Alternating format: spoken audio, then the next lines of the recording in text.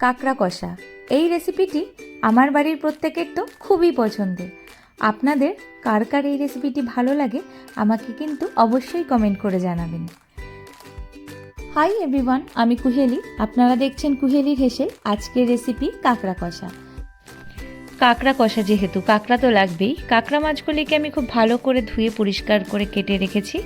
নিয়েছি একটা মিডিয়াম সাইজের পেঁয়াজ কুচি, একটা মিডিয়াম সাইজের পেঁয়াজ গ্রেট করে রেখেছি, একটা মিডিয়াম সাইজের টমেটো গ্রেট করে রেখেছি, 8-10টা কাঁচা লঙ্কা, ফোড়নের জন্য জিরে, এলাচ এবং শুকনো লঙ্কা, রসুন ও কাঁচা লঙ্কার পেস্ট, গোলমরিচের গুঁড়ো, জিরে ও আদার পেস্ট, এছাড়াও নিয়েছি ধনেপাতা কুচি। প্রথমে কাঁকড়াগুলিতে পরিমাণ মতো লবণ এবং দিয়ে দেব পরিমাণ মতো হলুদ। এবারে খুব ভালো করে একটা স্পুনের সাহায্যে কাঁকড়ার মধ্যে ভালো করে হলুদ ও লবণ মাখিয়ে নিচ্ছি, যাতে প্রত্যেকটি মাছের মধ্যে ভালোভাবে লবণ ও হলুদ ঢুকে যায়। এবার একটা ফ্রাইং প্যান গরম করে কিছুটা সর্ষের তেল দিয়ে কাঁকড়াগুলি ভালোভাবে ভেজে নেব। খুব বেশি টাইম লাগে না কাঁকড়া ভাজতে, চিংড়ি মাছের মতনই খুব অল্প সময়ে কাঁকড়া মাছ ভাজা হয়ে যায়। মিডিয়াম টু লো ফ্লেমে কাঁকড়াগুলি এপিট ওপিট উল্টে খুব ভালোভাবে ভেজে নিয়েছি। দেখুন আমার কাঁকড়াগুলি ভাজা কমপ্লিট হয়ে গেছে। এবারে একটা বোলের মধ্যে আমি কাঁকড়াগুলি তুলে রাখব। কাঁকড়া তুলে নিয়ে ওই ফ্রাইং প্যানেতেই আমি আরও কিছুটা তেল দিয়ে দিচ্ছি আলুগুলি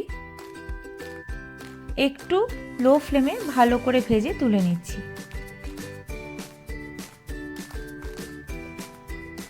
আবারও কিছুটা তেল দিয়ে তেল গরম হলে দিয়ে দেব ফোড়ন।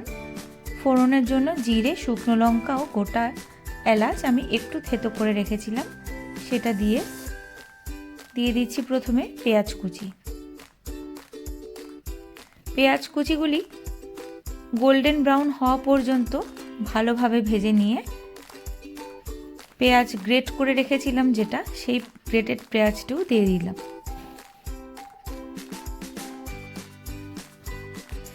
এবারে খুব ভালোভাবে মিডিয়াম ফ্লেমে পেঁয়াজ বাটা এবং পেঁয়াজ কুচি ভেজে নিয়ে যখন বেশ নরম হয়ে এসেছে দিয়ে দিচ্ছি কাঁচা লঙ্কা ও রসুনের পেস্ট 2 চামচ। আবারও খুব ভালোভাবে সমস্তটা মশলাগুলি ভালো করে কষিয়ে নেব যতক্ষণ না পর্যন্ত মশলা থেকে কাঁচা গন্ধ যাচ্ছে। এবারে দিয়ে দেব জিরে ও আদা বাটা, দিয়ে আবারও ভালোভাবে কষিয়ে নেব সমস্ত মশলা। আপনারা একটু আমায় মার্জনা করবেন, আমার গলাটা ঠিক নেই, শুনে নিশ্চয়ই বুঝতে পারছেন। আমি দিয়ে দিয়েছি কাঁচা লঙ্কা কুচি এবং পরিমাণ মতো লবণ। এবার দিলাম হলুদ